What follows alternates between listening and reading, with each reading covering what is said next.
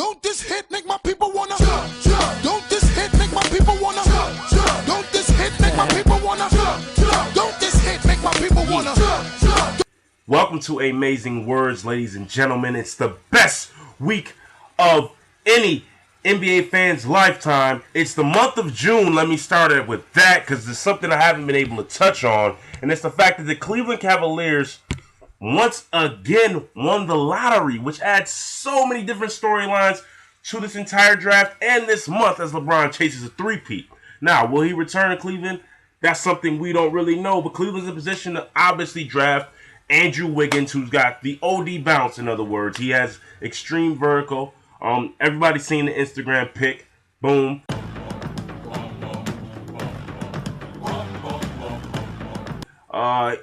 He's a very talented player with a lot of potential. Do you group him with the Kyrie Irving, or do you take a shot at drafting a Joel Embiid? As long as he's healthy, he's a 7-footer, 250, can block shots, can rebound. Do you draft him in hopes that maybe you can lure LeBron to Cleveland, giving him a point guard, an all-star point guard, a player he's never played with, and an all-star legit 7-foot center that he's never had the opportunity to play with, other than the old head version of Shaq, who could barely make it up and down the court. Kevin Hart made plenty of jokes about him, seriously funny.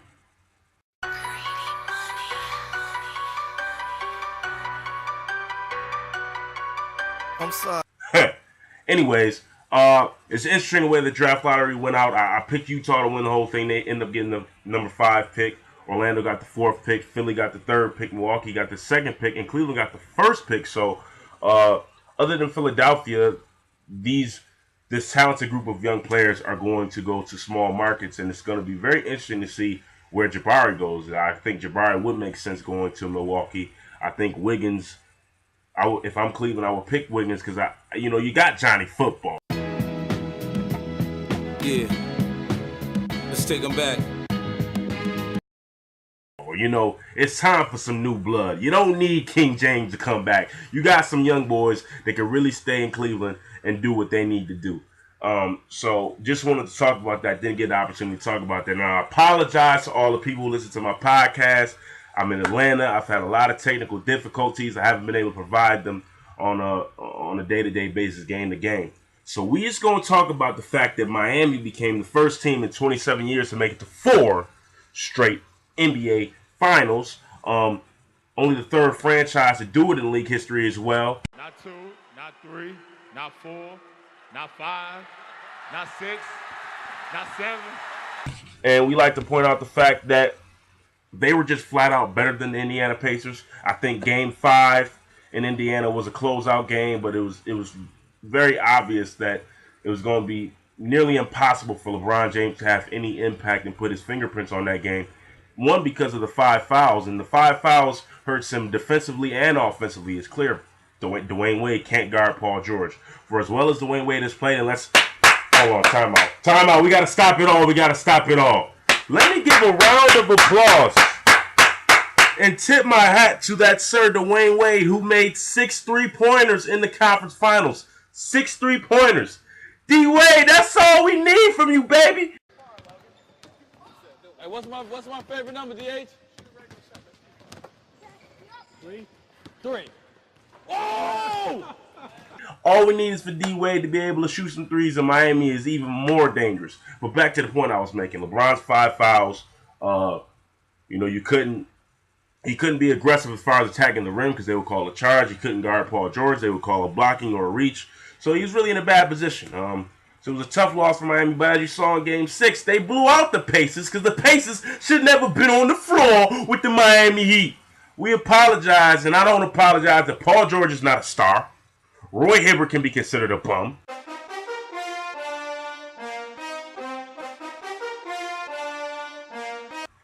Lance Stevenson is a baller, but his mind seems to take him away from the game. So what do we see in this series? We see LeBron, other than Game 5, really had a stellar series. He only averaged 23 points, 6 boards, and just under 6 assists a game through 6 games in the series.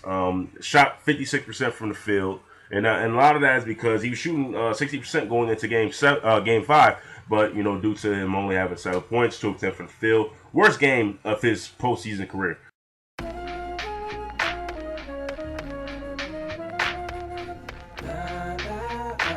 For him to play his worst game and Paul George play his best game in their postseason careers, respectively, and Miami only lose by 3, I think that says a lot about this Heat team. Dwayne Wade has played at a really high level that we haven't seen him play at consistently, really since the 2011 NBA playoffs. He averaged 20 points a game, 4 boards, 5 assists on 55% shooting during that series. And you also want to talk about the fact that, like I said earlier, I got a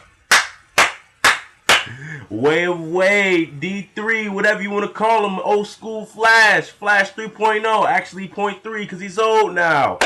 He had 6 threes in that series, and Chris Bosh also came out in those last 3 games, averaged about 23 points a game over the last 3 in the series, averaged 16 and 6 during that series. But the fact that you want to look at against the Pacers, Bosh only shot 8 of 26 from 3, which obviously his game has changed because throughout this postseason he shot 41% from 3. We saw versus Nets his ability to stretch the floor. We saw versus Charlotte his ability to stretch the floor, and that's going to be an interesting thing interesting key that's going to affect Miami going into the next round. Rashard Lewis hit 9 threes, and I want to shout out to a homie of mine. His name is Michael the Arena, who has many times he's called out Rashard Lewis and said he's done, but Rashard Lewis proved in this series that he still can offer a lot to a championship team. We want to look at Roy Hibbert's production in the series. Of course, he had another donut. So that's 4 donuts that he had. I thought his name was Roy, not Homer, homie. Doe.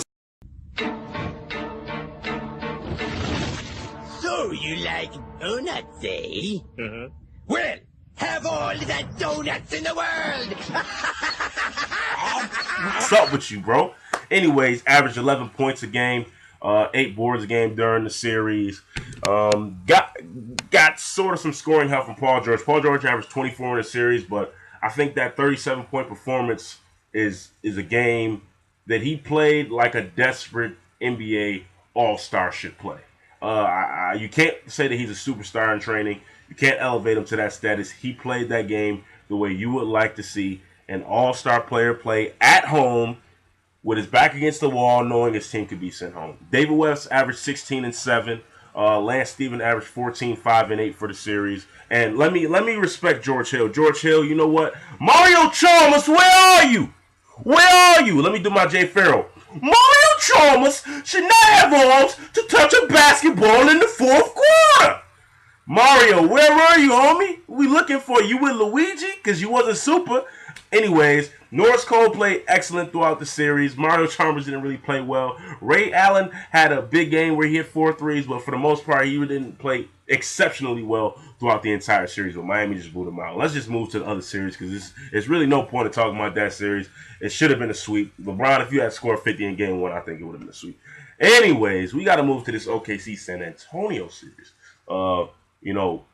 First 2 games, OKC gets blown out, wiped off the floor. They say Serge Ibaka's not coming back, and then all of a sudden, Serge Ibaka come in there like, and you can tell everybody. Yeah, you can tell everybody. He was definitely feeling like the man after game 3. Had his 15 points, 9 boards in game 3, and kind of changed the series. They tie it up, go back to San Antonio, and then get blown out again. And you like, man, are we gonna get a good game in this conference finals or not? So game 6, we see Tony Parker leaves for the second half. But somehow the Spurs is still good and they still better. It didn't affect them at all that they didn't have a Tony Parker. And maybe that's because Tim Duncan is averaging he averaged 18 points and 10 boards throughout that series and playing as if, that young girl, it was a lot of speculation like, Timmy on that Jason Collins, Michael Sam. He divorced his wife, da-da-da-da. Well, he got him a young thing. Shout out to Charles Barkley because she's from San Antonio and she's not chubby.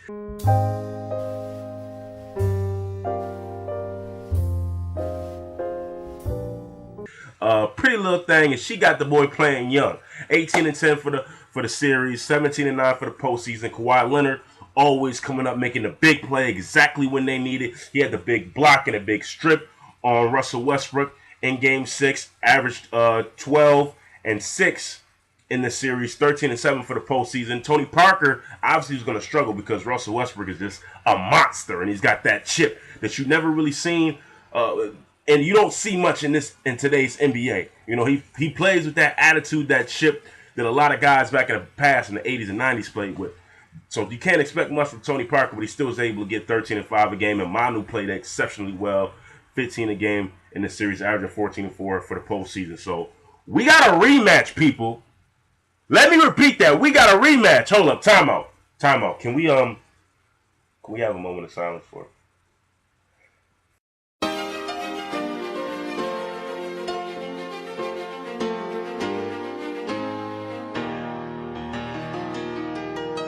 Forget Kev Durant. Shout out Lil B. F. Kev Durant. Where you at, Kev Durant? We don't see no more Kev Durant. Russ averaged 27, 8, and 7 for the series. KD, the so-called MVP, averaged 26 points. 8 rebounds, shot 33% from 3, 48% from the field, and he had 20 turnovers in comparison to 19 assists in the conference finals against by far the best team in the league from October till today. And that's just what's wrong with OKC. Number one, they need a big man that could get on the block and score. Number two, Russell Westbrook legitimately might have to be moved to the 2 guard, and they're going to need a point guard who's pass first and doesn't think about shooting and finds a way to distribute that basketball. They may need a Rondo-like player, and I say Rondo as in the Rondo from 2008 to help the Celtics win the championship. Knew where to get the ball for Ray, knew where to get the ball for KG, knew where to get the ball for Paul Pierce. In order for that offense to work, everybody get the shots in their comfort zones, because it's clear that those 2 guys can't really work together. And like I said to most people coming into the season, I said, OKC has still not gotten better from 2012. And that's why I knew the Spurs were going to beat them, because although Kevin Durant, you want to say you can ink him in for 30, he's an offensive dynamo. There's something in here that just doesn't come out of him, but it seems to it comes out too much for Russ. So I don't know what's up with you, homie. All I'm saying is you might want to go play Lil B in 21 to get your confidence up. Real talk. That's all I'm telling to you, K. That's all I'm saying, KD. You might need to go hit up Lil B, because he been calling you out, and facts are that you going to be watching the finals just like me. We got a rematch. Who am I picking? Who am I going to pick to win it? Now, y'all know where I'm from. Y'all know who I rep. Y'all know what the M on the hat stand for. It stands for the Mukendi Twins. And by Mukendi Twins, I mean, LeBron is my fake twin brother. Actually, Chuck is like my fake twin uncle. But anyways, the point that I'm going to make is that the Miami Heat are going to three-peat, ladies and gentlemen. I've been saying it all year. Before the season began, I picked Miami to beat the Spurs in 6 in the finals. Before this postseason began, that's while I was still in school. I believe I picked the Miami Heat to beat the Spurs in 5. And the only reason why I don't want to pick Miami to win in 5 is because I can't say that they can outscore the Spurs in 5 straight games. I mean, Miami is going to be a team that will score about, I'm going to give them in this series 95 to 100 points. And if you notice about the Miami Heat is that they always try to make sure that the teams play their game and they don't play another team's game. Because their game is getting 95 to 100 and keeping teams under that 95-point mark, and then being able to win because you have LeBron James, Dwayne Wade, Chris Bosh, Ray Allen hit the big 3. The Spurs they led the league in assists throughout the season.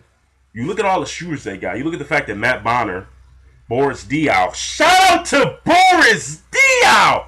Yo, timeout. When I was in 7th grade, Boris Diaw was definitely 6'8" point guard / small forward for the Phoenix Suns. He was a wing guy. He was not tubby. And he didn't pack on the pounds, but the man still can ball. And, against Miami, that's not going to be an advantage for the Spurs. Going small won't be an advantage against the Spurs. If they go small against Miami, that's to Miami's advantage. And to be honest, I can't say that Tiago Splitter is that much better than Greg Oden. I know people are going to look at me funny, and I'm going to say this much. Michael Beasley and Greg Oden will be playing in this NBA Finals. And the reason why I truthfully and honestly believe that is because, Greg Popovich likes to throw in an Aaron Baines or Corey Joseph or even throw Boris Diaw into the starting lineup. So when he tries to use his little chess match and throw in a different player, that's when you throw in a Michael Beasley, who's only played 3 minutes this entire Actually, 5 minutes. Made 2 appearances this entire postseason. So when you look at the fact that Michael Beasley can give buckets to pretty much anybody in the league, you got to understand that he may get some minutes in this series because the Spurs and Heat have 2 coaches who like to mix up their lineup so much and throw in different guys. And at the end of the day, it all comes down to this. There's only one king, and his name is King James. There's only one GOAT, and his name is Michael Jordan. But there's only one king, and his name is LeBron James. 3-peat. I got Miami beating the Spurs in 6. I can't wait till this series starts. It's going to be a phenomenal series. We ain't going to have to worry about Roy Hibbert pouting. No more Lance blowing in LeBron's ears. This series is going to be fantastic. But I have to say that Dwayne Wade's health and his knees, the fact that we've seen D-Wade be D-Wade means it's going to be time for the haters to hate some more. Listen, I love y'all. Thank you all for watching. I will see you all after game 1.